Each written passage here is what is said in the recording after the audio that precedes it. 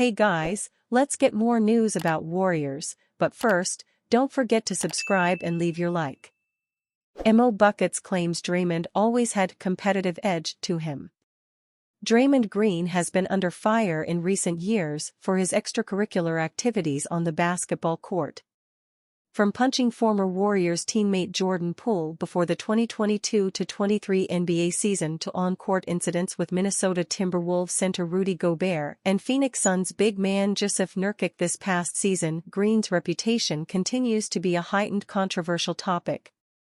But Maurice Mo Spites, his teammate with Golden State for 3 seasons, told NBC Sports Bay Area's Monty Poole on the latest Dubs Talk that Green always had an edge to him and believes that's just a part of who he is. Draymond is just a competitive kind of player, Spites said. So he has that edge to him. It's an edge that he's always had to defend himself to a certain extent, making sure he's letting people know that he's not on no BS. So knowing him and being around him, that's who he is. He's just competitive. He's from Michigan. Saginaw is not a soft place, so he grew up with some guys. So for him, he's just got an edge. Certain guys could hide it, certain guys can't. And I feel like he did a great job over his career of keeping it to the side. It comes up sometimes because he's a human being. He's not perfect. But he's definitely a guy who's competitive and wants to win. He means well. He's a good teammate. But he's got a competitive edge. Green most recently served an indefinite suspension that kept him away from the floor for 16 games after swinging and striking Nurkic in the face in December. The 4-time NBA champion returned to action January 15 and his presence and impact immediately helped a teetering Warriors squad. Despite helping Golden State turn the page for the second half of the season, it ultimately was too late for the Warriors as they missed the playoffs for just the 3rd time in 12 seasons after falling to the Sacramento Kings in the NBA play-in tournament. While Green's leadership undoubtedly has helped the Warriors win championships, his temper or edge has gotten the best of him at the worst times. But if he's able to balance the two moving forward, Spites knows there's no counting out a Steph Curry-led Warriors team and believes they can win another title. NBA rumors: Warriors don't even want to talk Jonathan Kuminga trade. Now that the offseason has begun for all but 8 teams, rumors have been flying across the NBA. In the Western Conference, the Golden State Warriors have heard their names come up in a ton of chatter due to the fact that they failed to make the playoffs for the first time since their latest championship in 2022.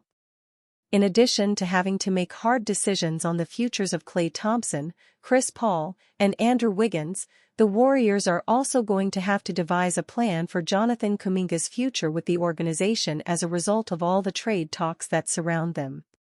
Kuminga had a breakout 3rd season with Golden State. Given the struggles of Thompson and Wiggins, Kuminga stepped up into the starting lineup after reports surfaced in the middle of the season regarding his frustrations with Steve Kerr's nightly rotations. When Kuminga was awarded his shot to shine, he suddenly became one of the most important players on the court for the Warriors. Although he is still just 21 years old and growing, Kuminga displayed his natural scoring abilities due to his raw athleticism, and his defensive abilities are exactly what the Warriors have been searching for. Financially, the Warriors face a lot of problems.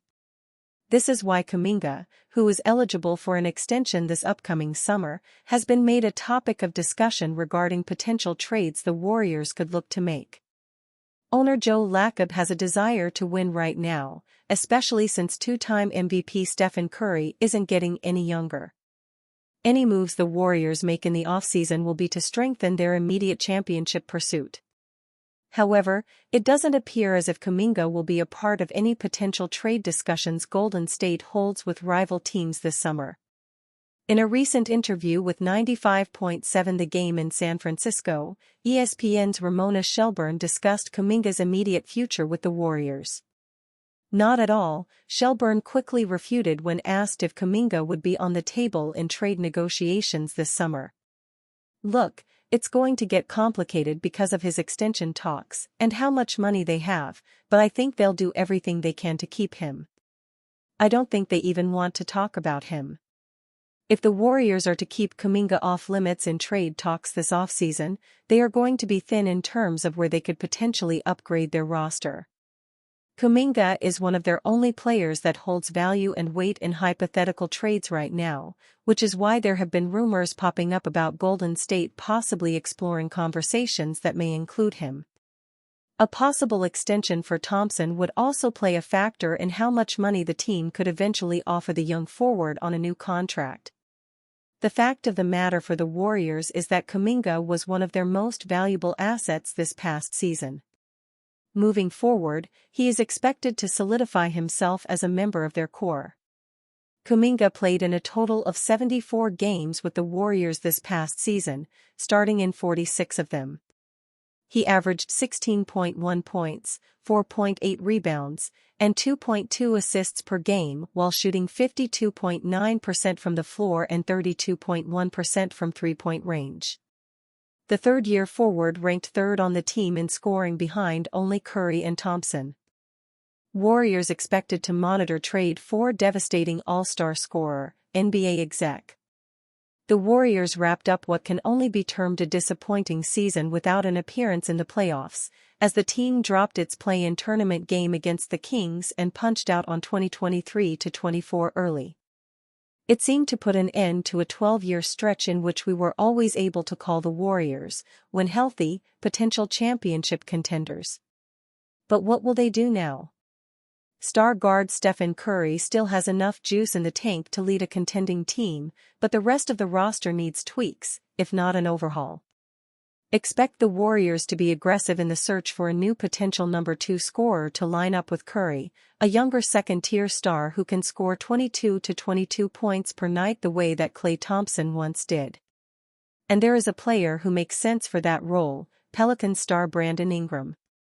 For what they're going to be looking for, he is the kind of guy they will be in the market for, because he is a player who can score but is a little bit damaged goods, and maybe the price is lower than it ought to be, one Western Conference executive told Heavy Sports.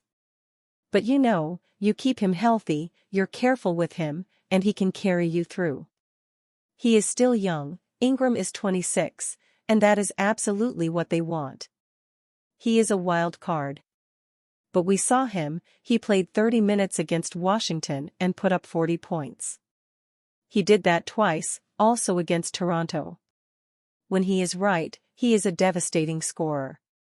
No doubt, Ingram is a player with star ability, who has put up one All-Star season, in his first season with the Pelicans back in 2019-20, when he was one of the main pieces the Lakers traded to New Orleans for Anthony Davis.